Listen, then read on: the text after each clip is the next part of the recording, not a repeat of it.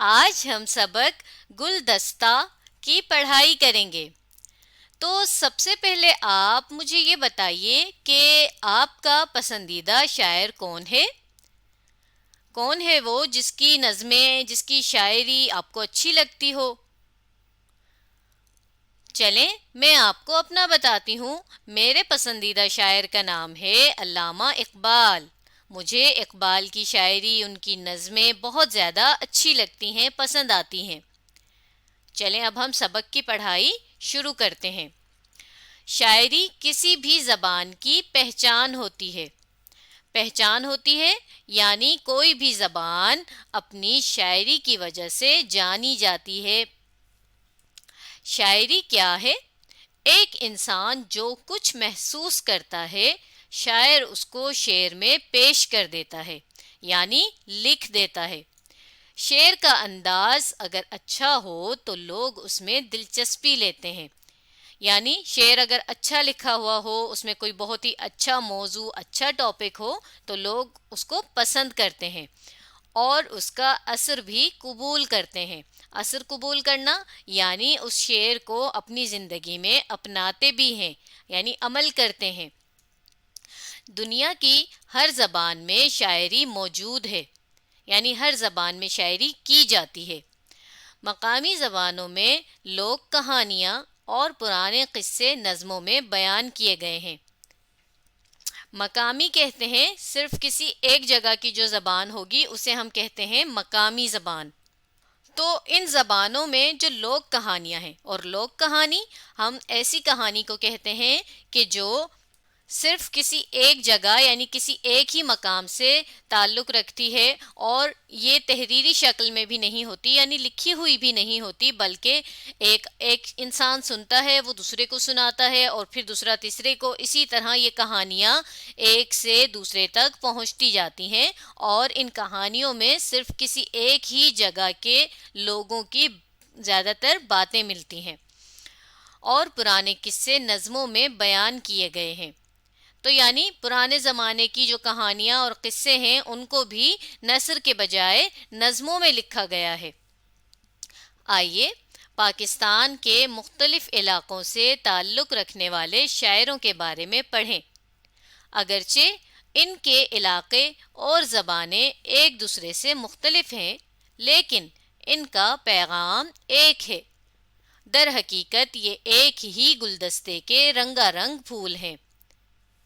علاقے یعنی جگہیں، یعنی بے شک اگرچہ یعنی اس میں کوئی شک نہیں ہے، بے شک ان کی جو جگہ ہے وہ الگ الگ ہے، لیکن اور زبانیں بھی ایک دوسرے سے الگ الگ ہیں، مختلف ہیں، لیکن انہوں نے اپنی شاعری میں جو میسج دینا چاہا ہے، جو پیغام ہم تک پہنچانا چاہا ہے، وہ سب کا ایک ہی ہے، کیونکہ در حقیقت یعنی کہ اصل میں یہ ایک ہی گلدستے کے رنگا رنگ پھول ہیں۔ گلدستہ ہم کہتے ہیں جب بہت سے پھولوں کو ایک ساتھ جمع کر کے باندھ دیا جائے، جیسے کہ گچھا بنا دیا جائے بہت سے پھولوں کا، تو اس کو ہم گلدستہ کہتے ہیں۔ اور رنگا رنگ یعنی بہت سے رنگوں کے پھول ہیں۔ پہلا شاعر پڑھتے ہیں، رحمان بابا رحمت اللہ علیہ۔ پشتو زبان کے مشہور شاعر رحمان بابا کا اصل نام عبد الرحمن تھا۔ وہ پشاور کے جنوب میں 3 میل کے فاصلے پر واقع ایک گاؤں بہادر کلئی کے رہنے والے تھے۔ وہ انتہائی نیک اور پرہیزگار انسان تھے۔ انتہائی نیک یعنی بہت ہی اچھے، اور پرہیزگار کہتے ہیں ایسے انسان کو کہ جو برائیوں سے، گناہوں سے اپنے آپ کو بچاتا ہو۔ اسی وجہ سے لوگوں میں بابا کے نام سے مشہور ہوئے۔ انہوں نے اپنی شاعری میں بھی اللہ تعالیٰ سے محبت، انسانوں کی خدمت، بھلائی اور خیر خواہی پر زور دیا ہے۔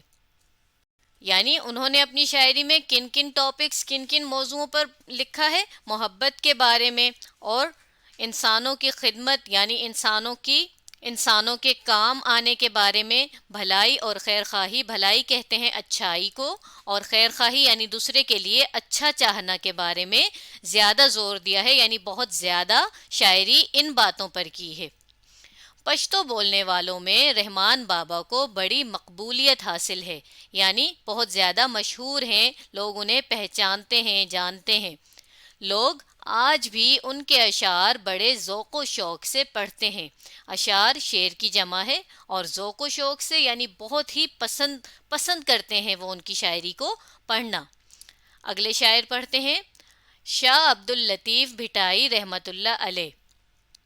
شاہ عبد اللطیف بھٹائی سندھی زبان کے مشہور شاعر ہیں۔ وہ مٹیاری کے قریب حالہ حویلی نام کے ایک گاؤں میں پیدا ہوئے۔ ان کی عمر کا زیادہ حصہ بھٹ گاؤں میں گزرا، اسی نسبت سے بھٹائی کہلاتے ہیں۔ بھٹائی، یہ دیکھیے ان کے نام کے آخر میں بھٹائی آ رہا ہے، تو یہ بھٹائی جو ہے جس گاؤں میں یہ رہتے تھے اس گاؤں کی وجہ سے، نسبت سے اس گاؤں کی وجہ سے، اس گاؤں سے ان کا جو تعلق تھا اس تعلق کی وجہ سے ان کے نام کے آگے یہ بھٹائی ہے۔ شاہ عبد اللطیف بھٹائی نے سندھ کی لوک کہانیوں کو نظم کی شکل میں بیان کیا۔ لوک کہانی ہم پڑھ چکے ہیں، جو کسی صرف ایک جگہ کے لوگوں کے بارے میں یا ایک جگہ کے لوگوں کے رہنے کے طور طریقوں کے بارے میں ہوا کرتی ہے۔ تو سندھ کی لوک کہانیوں کو انہوں نے نظموں کی شکل میں بیان کیا، یعنی ان کہانیوں کو انہوں نے نظموں کی طرح لکھا، نظموں میں لکھا۔ ان نظموں میں اللہ تعالیٰ کی قدرت، حکمت اور رحمت پر بھروسہ کرنے کی تعلیم دی گئی ہے۔ اللہ تعالیٰ کی قدرت یعنی اللہ تعالیٰ کی طاقت، اس کا اختیار یعنی وہ کیا کچھ کر سکتا ہے، اور حکمت کہتے ہیں بھلائی کو، بہتری کو، اور رحمت پر بھروسہ کرنا یعنی اس بات پر یقین کرنا کہ اللہ تعالیٰ سب کچھ اچھا کرے گا، اچھا کرتا ہے۔ اس چیز کی انہوں نے تعلیم دی ہے، یعنی اپنی شاعری کے ذریعے ہمیں سکھانا چاہا ہے۔ ان کی شاعری عام و خاص پر اثر کرتی ہے، عام و خاص یعنی ہر کسی پر۔ اہم بات یہ ہے کہ شاہ عبد اللطیف بھٹائی کے کلام میں، کلام کہتے ہیں شاعری کو، مسلمانوں کے ساتھ ساتھ غیر مسلم بھی برابر دلچسپی لیتے ہیں۔ غیر مسلم یعنی جو مسلمان نہیں ہیں، اور برابر دلچسپی لینا یعنی وہ بھی اتنی ہی پسند کرتے ہیں جتنی کہ مسلمان پسند کرتے ہیں۔ ان کی نظمیں آج بھی سندھی بچوں کو جھولے میں سنائی جاتی ہیں۔ ان کی شاعری سندھ کے گوشے گوشے میں بڑے ذوق و شوق سے پڑھی اور سنی جاتی ہے۔ گوشے گوشے میں یعنی کونے کونے میں، گوشہ کہتے ہیں کونے کو، اور گوشے گوشے یعنی کونے کونے میں، اور کونے کونے کا مطلب یہ ہے کہ ہر جگہ، سندھ کے ہر جگہ میں، سندھ کی ہر جگہ میں۔ چلیے اگلا شاعر پڑھتے ہیں، بابا بلے شاہ رحمۃ اللہ علیہ۔ بابا بلے شاہ پنجابی زبان کے نامور شاعر ہیں۔ نامور یعنی مشہور، جنہیں لوگ بہت زیادہ پہچانتے جانتے ہیں۔ بلے شاہ کا اصل نام سید محمد عبداللہ شاہ تھا۔ ان کا تعلق بہاول پور کے گاؤں اچ گیلانیہ سے تھا۔ بعد میں ان کا خاندان ساہیوال میں آباد ہو گیا۔ یہاں سے کچھ عرصے بعد بابا بلے شاہ قصور آئے۔ ان کا تعلق مشہور بزرگ حضرت شیخ عبد القادر جیلانی رحمۃ اللہ علیہ کے خاندان سے تھا۔ بزرگ کے ویسے تو بہت سے معنی ہیں، لیکن یہاں پر بزرگ کا مطلب یہ ہے کہ اللہ کا بہت ہی نیک بندہ، اچھا بندہ۔ بابا بلے شاہ نیک، عبادت گزار اور پرہیزگار انسان تھے۔ نیک یعنی کہ بہت ہی اچھے، عبادت گزار یعنی اللہ تعالیٰ کی بہت زیادہ عبادت کرنے والے، اور پرہیزگار یعنی برائیوں سے، گناہوں سے اپنے آپ کو بچانے والے، دنیا کی خواہش سے اپنے آپ کو بچانے والے۔ وہ فارسی اور عربی زبان بھی جانتے تھے۔ انہوں نے اپنی شاعری میں اللہ تعالیٰ کی حمد بیان کی ہے۔ حمد بیان کی ہے یعنی اللہ تعالیٰ کی تعریف کی ہے، اور لوگوں کو اللہ تعالیٰ کی اطاعت کی طرف بلایا ہے۔ اللہ تعالیٰ کی اطاعت کی طرف بلانا یعنی اس اپنی شاعری سے یہ میسج دینا چاہا ہے کہ اللہ تعالیٰ کی عبادت کرو، اللہ تعالیٰ کی طرف آؤ۔ بلے شاہ کا کلام کئی مرتبہ شائع ہو چکا ہے۔ کلام یعنی کہ شاعری کئی مرتبہ یعنی بہت دفعہ شائع ہو چکا ہے، یعنی کتابوں کی صورت میں آ چکا ہے۔ اہل پنجاب ان کی شاعری کو بہت پسند کرتے ہیں. اہل پنجاب یعنی پنجاب میں رہنے والے لوگ ان کی شاعری کو بہت پسند کرتے ہیں.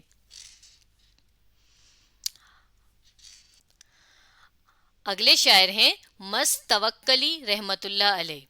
بلوچی زبان کے معروف شاعر مست توکلی کا اصل نام توق علی مست ہے. معروف بھی مشہور ہی کو کہتے ہیں. مست توکلی کاہان شہر سے تقریباً 5 کلومیٹر کے فاصلے پر ماڑک بند نامی علاقے میں پیدا ہوئے. وہ بچپن سے بکریاں چراتے رہے اور اس پیشے پر ہمیشہ فخر کیا کرتے تھے. معاف کیجیے گا، فخر کیا کرتے. بکریاں چرانا بھی ایک کام ہوتا ہے، یعنی بہت سی بکریوں کو جنگل یا کسی جگہ میدان وغیرہ میں لے جا کر گھاس کھلانا، تو یہ بھی ایک پیشہ ہے، یعنی کہ کام ہے. تو وہ یہ کام کرتے تھے اور اس کام پر ہمیشہ فخر بھی کرتے تھے، یعنی اس کام کو ہمیشہ اپنے لیے اچھا بھی سمجھتے تھے. کبھی یہ نہیں کہتے تھے کہ یہ کام تو بہت ہی چھوٹا ہے جو میں کر رہا ہوں، یا اس طرح سے ہمیشہ خوش ہوتے تھے اس کام پر. انہوں نے اپنی شاعری میں اللہ تعالیٰ کی حمد و ثنا بیان کرنے کے ساتھ انسانوں سے محبت کا بھی پیغام دیا. یعنی اپنی شاعری میں انہوں نے اللہ تعالیٰ کی تعریف بھی کی اور اس کے ساتھ ہی انہوں نے انسانوں سے محبت سے رہنا چاہیے، کیسے ہم لوگوں سے پیار سے محبت سے رہ سکتے ہیں، اس کا پیغام دیا. یعنی یہ بات بھی ہمیں سمجھائی، بتائی. اس کے علاوہ انہوں نے بلوچ روایات پر بھی نظمیں کہی ہیں. روایت کی جمع ہے اور اس کا یہ مطلب ہوتا ہے کہ کوئی بھی ایسا کام جو بہت پہلے سے چلا آ رہا ہو اور ہم اسی کو آگے لے کر چلیں. اور ہر علاقے کی اپنی اپنی روایات ہوتی ہیں، تو انہوں نے بھی بلوچ روایات پر بھی نظمیں لکھی. اسی وجہ سے انہیں بلبل بلوچستان کے نام سے یاد کیا جاتا ہے، یعنی انہیں یہ نام دے دیا گیا ہے اسی وجہ سے. آگے پڑھتے ہیں. للہ عارفہ رحمت اللہ علیہ. للہ عارفہ سری نگر سے 30 میل دور یاندرن گاؤں کے ایک ہندو خاندان میں پیدا ہوئیں. جوانی میں اسلام کی طرف مائل ہوئیں، یعنی اسلام کی طرف ان کی توجہ ہوئی اور اسلام قبول کر لیا، یعنی مسلمان ہو گئیں. اس کے بعد انہوں نے زیادہ تر وقت اللہ کی عبادت میں گزارا اور شاعری شروع کر دی. للہ عارفہ نے انسانوں سے محبت، بھائی چارے، مساوات اور عدل و انصاف کو اپنی شاعری کا موضوع بنایا. مساوات اور عدل و انصاف کا ایک ہی مطلب ہوتا ہے اور اس کا یہ مطلب ہوتا ہے کہ برابری. تو انہوں نے اپنی شاعری میں کیا کیا موضوع بنائے؟ محبت کرنا انسانوں سے، اس کے ساتھ ہی بھائی چارہ یعنی آپس میں اتفاق سے رہنا اور برابری کا سلوک کرنا. ان موضوعات کو، ان ٹاپکس کو انہوں نے اپنی شاعری میں ہمیں بتایا. للہ عارفہ کشمیری زبان کی پہلی صوفی شاعرہ ہیں.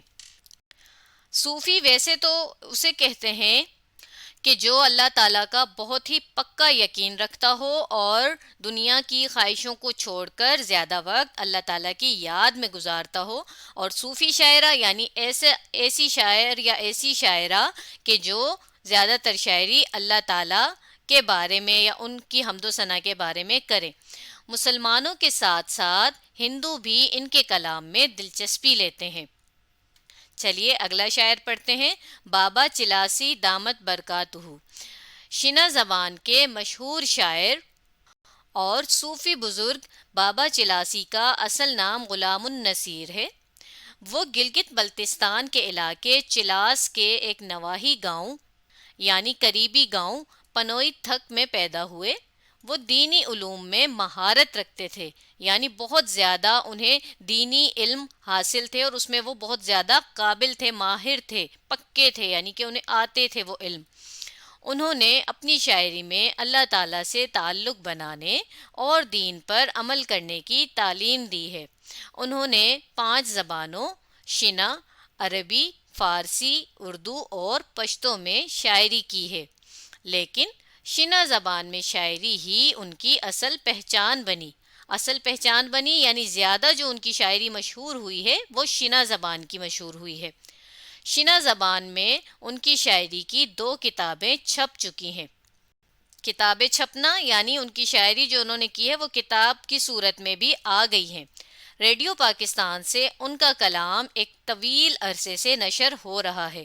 طویل عرصے سے یعنی بہت لمبے وقت سے، بہت وقت ہو گیا ہے کہ ریڈیو پر بھی ان کی شاعری کو سنایا جاتا ہے، نشر ہو رہا ہے یعنی ریڈیو کے ذریعے سنایا جاتا ہے۔ لوگ ان کی شاعری کو پسند کرتے ہیں اور علم، تقوی اور پرہیزگاری کی وجہ سے ان کا بے حد احترام کرتے ہیں۔ تقوی اور پرہیزگاری کا ایک ہی مطلب ہوتا ہے، بے حد احترام یعنی بہت زیادہ ان کی عزت کرتے ہیں۔